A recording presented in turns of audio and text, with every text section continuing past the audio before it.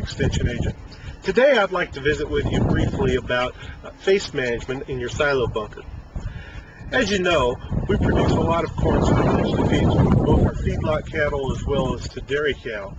It's a high value, very nutritious feedstuff that really helps out the beef industry as well as the dairy industry in the U.S.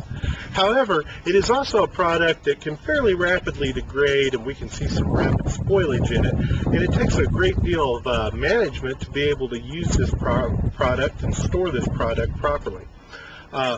As you know, when we fill a silo bunker, we like to drive over it with tractors, heavy equipment, and pack it in. What we're trying to do there is to squeeze all the oxygen out of it, compress it, get a lot of density there, and get that oxygen out of the product so the microbacteria and stuff that's in there can't respirate. If you have respiration within the silage, what's happening is it's burning up the sugars and the starches.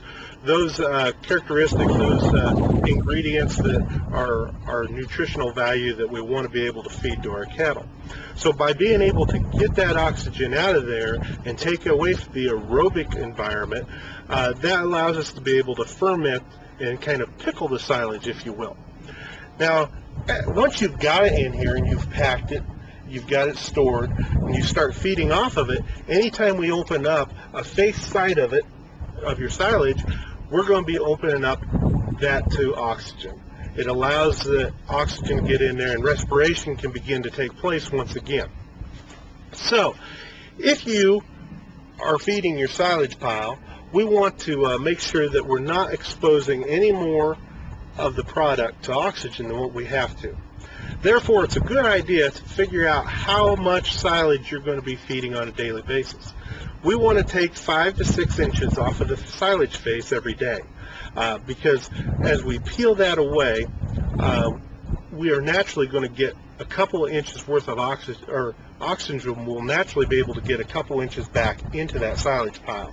So by taking 5 or 6 inches off a day, we're able to keep our silage supply ahead of the spoilage. If we're only taking 1 inch or 2 inches off of the face, then that spoilage is getting ahead of us and we're constantly feeding a spoiled product.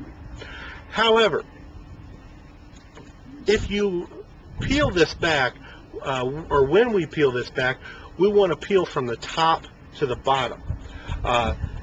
We'll take a bucket that has knives on it, or perhaps you may have one of the new silage defacers that actually cut down through the silage pile in a nice smooth format. But you want to peel from the top to the bottom, bring that silage down, and then scoop it up.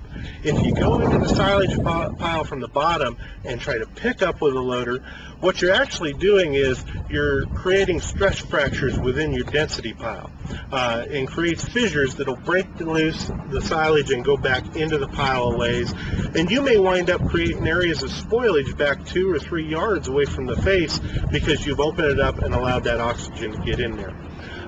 We look at this and see in situations on average about a 10% dry matter loss from silage spoilage. In a normal situation, really good strong management would be about 5%. If you're one of those people, you're starting to get a lot of those fissures, you'll get into 20 to 30% spoilage losses within your silage pile.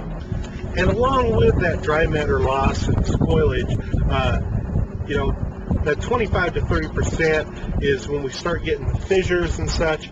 If you have a not very densely packed silage pile, we can even get greater numbers. If we have a lot more exposure to oxygen, such as you're only using half of the face at a time, we can get even greater amounts of spoilage and dry matter loss, which is all dollars out of your pocket. Speaking of dollars out of your pocket, how much does a little bit of spoilage cost you? That's one question we get a lot. You know, do I throw this away or do I feed it? Studies out of Kansas has focused a lot on this, and they have shown that in the dairy industry, by feeding up spoiled silage, they can lower milk production significantly, costing $140 to $150 per cow pretty easily. On the beef feeding side of it, a study done at Kansas State showed that feeding just 2.5% spoiled silage, along with the rest of the silage being of good quality, lowers gains to the point that you lose $4 to $5 per calf on backgrounding 700 to 800 pound calves. So it can be pretty significant and add up fairly quickly.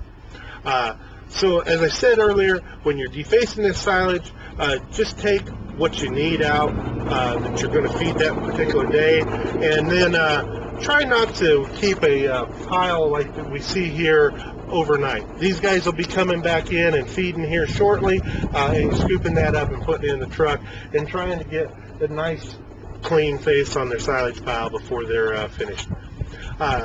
If you have any questions about this or wish to talk about it further, you can contact me at the Yuma County Extension Office in Ray, Colorado at 970-332-4151. Thank you and have a good day.